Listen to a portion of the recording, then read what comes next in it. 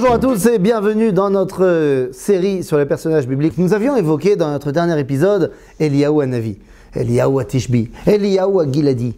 Bah, Eliyahu quoi. On ne peut pas parler du maître sans parler de l'élève.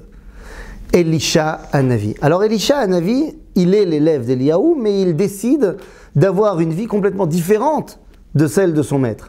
Alors que Eliyahu s'était éloigné du peuple juif durant la partie tanachique, Elisha va à la rencontre du clan d'Israël et ne sera jamais avare d'essayer d'aider le peuple juif. Le problème, c'est qu'il vit dans une royauté qui est complètement dépravée, dans une royauté qui s'est complètement éloignée d'Akadosh Baruch Hu. Et donc Elisha apparaît comme étant l'outsider de cette réalité. Et peut-être l'un des moments où il va justement exprimer toute sa réalité de manière complètement dévergondée, c'est lorsqu'il va y avoir l'épisode de la guerre contre Aram.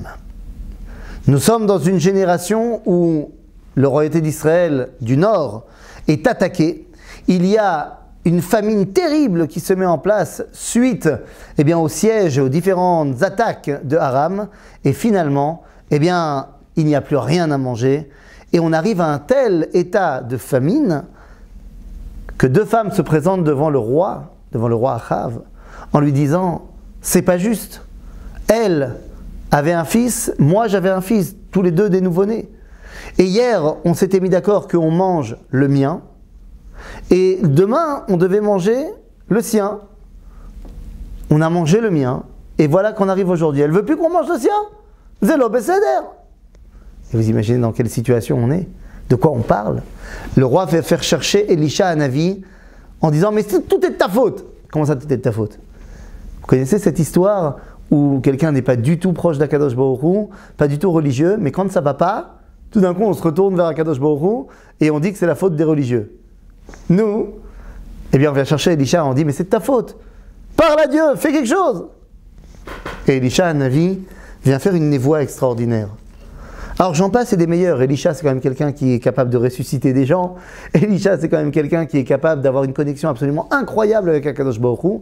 Mais ce qui est peut-être sa névoie la plus forte, c'est lorsqu'il voit l'âme Israël dans un état d'éloignement pratiquement total. Il dira, oui, mais tu verras que Akadosh Baruch Hu va quand même faire une grande Géoula. Et tu verras que malgré cet éloignement, tu penses que c'est de la faute à Dieu? Écoute bien. Dieu, il n'a pas de problème de te faire une délivrance. Demain, il y aura tellement à manger qu'une poignée de blé d'orge, ça se vendra 1 shekel. Et personne n'y croit.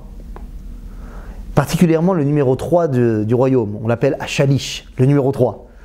Et il dit, mais c'est pas possible. Et Elisha lui dit, tu verras. Non seulement tu verras que ça va se réaliser, mais tu ne pourras pas en profiter.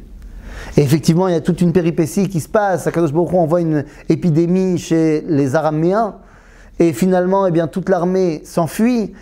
4 lépreux vont trouver le camp de leurs ennemis vide avec toutes les provisions.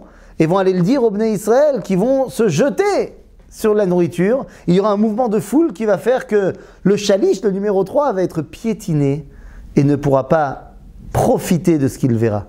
La question qui est posée par nos sages, c'est « Mais Elisha, quand il dit « Mais tu verras, tu ne crois pas », est-ce qu'il pense qu'on ne croit pas que Dieu il peut faire des miracles? La réponse est non. Achalish ne croyait pas que Dieu faisait des miracles à une génération aussi dépravée. Quoi? À un peuple juif comme celui-là, tu vas faire des miracles? Elisha Hanavi vient lui dire « Mais oui, car Am Israël, son essence est toujours pure. Même si dans les actions, des fois, on fait n'importe quoi, Elisha Hanavi est le prophète qui nous rattache à notre identité profonde. Et cette même identité profonde ne peut pas être remise en cause. Notre lien avec Akadosh Baruch Hu est éternel. Et s'il y a bien un prophète qui nous l'a fait comprendre, c'était Elisha Hanavi. À bientôt les amis.